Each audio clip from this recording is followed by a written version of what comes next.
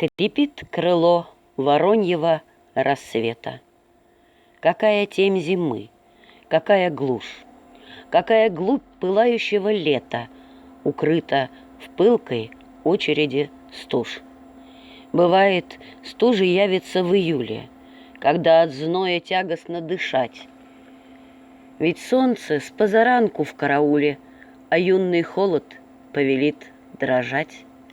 И кутать шалью измороси душу бывает разно, странные дела. Порой январь пожалует не стужу, но негу снега, полную тепла. А впрочем, все с природою в порядке, все в свой черед, и зной, и холода. Лишь нашим душам, словно детям, в прятки играть не наиграться никогда.